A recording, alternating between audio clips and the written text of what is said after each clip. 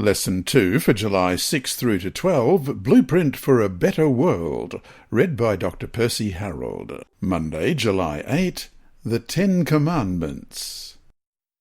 Question, read Matthew chapter 22, verses 37 to 40, and then Exodus 20, verses 1 through to 17.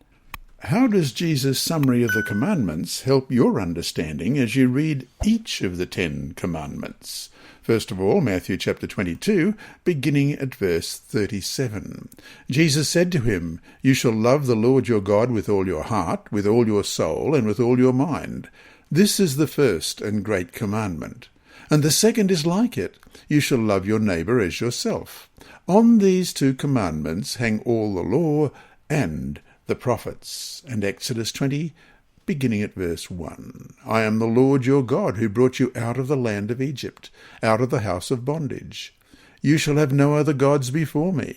You shall not make for yourself a carved image, any likeness of anything that is in heaven above, or that is in the earth beneath, or that is in the water under the earth. You shall not bow down to them, nor serve them. For I, the Lord your God, am a jealous God, visiting the iniquity of the fathers upon the children to the 3rd and 4th generations of those who hate me, but showing mercy to thousands, to those who love me and keep my commandments. You shall not take the name of the Lord your God in vain, for the Lord will not hold him guiltless who takes his name in vain.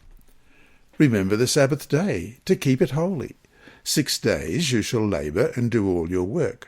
But the 7th day is the Sabbath of the Lord your God. In it you shall do no work, you, nor your son, nor your daughter, nor your male servant, nor your female servant, nor your cattle, nor your stranger who is within your gates. For in 6 days the Lord made the heavens and the earth, the sea, and all that is in them, and rested the 7th day. Therefore the Lord blessed the Sabbath day, and hallowed it.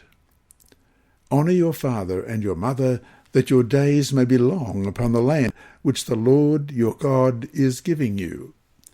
You shall not murder. You shall not commit adultery. You shall not steal. You shall not bear false witness against your neighbour. You shall not covet your neighbour's house. You shall not covet your neighbour's wife, nor his male servant, nor his female servant, nor his ox, nor his donkey, nor anything that is your neighbour's." The 10 Commandments read like a constitution.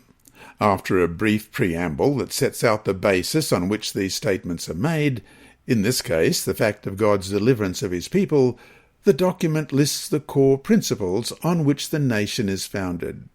In this case, they were specific commands about how human beings could best live out their love for God and love for each other.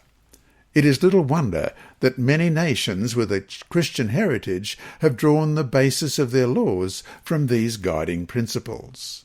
While many of these statements are brief, we should not underestimate the breadth of their impact and the comprehensiveness of the 10 Commandments as the law of life. For example, the 6th commandment, "You shall not murder," in Exodus 20 verse 13, summarizes and includes, as Ellen White says in Patriarchs and Prophets, page 308, all acts of injustice that tend to shorten life, as well as a selfish neglect of caring for the needy or suffering. Similarly, the prohibition against stealing, Exodus 20 verse 15, says, "You shall not steal." This condemns, as we read on page 309, slave dealing and forbids wars of conquest. It requires the payment of just debts or wages, as well as prohibiting every attempt to advantage oneself by the ignorance, weakness, or misfortune of another. End of quote. We can easily tell ourselves that we are not bad people. For example, if we are not directly involved in murder or obvious stealing, it might seem we are doing okay. But when Jesus talked about the commandments, he made it clear that the commandments are not fulfilled simply by not doing a few specific acts. Rather, our thoughts, motivations, and even failure to do things we know we should can break the law of God.